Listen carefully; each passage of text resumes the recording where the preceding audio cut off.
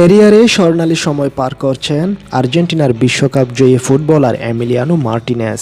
জাতীয় দলের হয়ে সম্ভাব্য সব শিরোপা জয়ের পর নিজের ক্লাব অ্যাস্টন ভিলাকে দীর্ঘদিন পর চ্যাম্পিয়ন্স লিগে খেলার যোগ্যতা অর্জন করতে রেখেছেন গুরুত্বপূর্ণ ভূমিকা। পুরো মৌসুম জুড়ে অ্যাস্টন ভিলার গোলবারের নিচে অতন্দ্র প্রহরী হয়েছিলেন আর্জেন্টাইন এই খেপাটে গোলরক্ষক। আর্জেন্টিনার জার্সিতে কোপা আমেরিকা, ফিনালিসিমা এবং বিশ্বকাপ জিতলেও অলিম্পিকের স্বর্ণপদকটা এখনও গলায় পড়া হয়নি এমির। আর তাই তো আসছে প্যারিস অলিম্পিকেই সেই আক্ষেপ ঘুচাতে চান আর্জেন্টাইন বাজ পাখি খ্যাত এই গোলরক্ষক।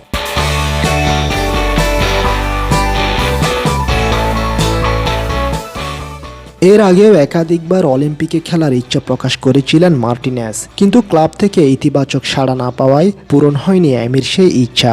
সম্প্রতি আর্জেন্টিনার জনপ্রিয় সংবাদ মাধ্যম টিওয়াইসি স্পোর্টসকে দেওয়া এক সাক্ষাৎকারে এমিলিয়ানো বলেন, আমার অনেক দিনের ইচ্ছা যে অলিম্পিকে খেলব, তবে সবকিছু আমার একার উপর নির্ভর করে না। ক্লাব আমাকে কয়েকবারই এই ব্যাপারে নেতিবাচক মনোভাব দেখিয়েছে।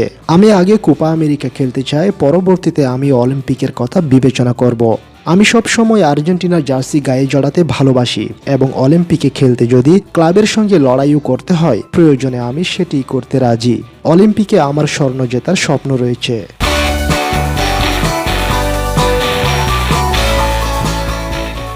চলতি মাসের ২০ তারিখ থেকে জুলাইয়ের ১৪ তারিখ পর্যন্ত চলবে লাতিন আমেরিকার শ্রেষ্ঠত্বের লড়াই কোপা আমেরিকা। এর ১০ দিন পর ২৪ জুলাই থেকে প্যারিসে অনুষ্ঠিত হবে অলিম্পিক, চলবে ৯ আগস্ট পর্যন্ত। এর ঠিক ৮ দিন পর ১৭ আগস্ট থেকে শুরু হবে ইংলিশ প্রিমিয়ার লিগের নতুন মৌসুম। তাই কোনো রকম ব্রেক ছাড়াই মার্টিনেজকে টানা খেলে যেতে হবে টুর্নামেন্টগুলো।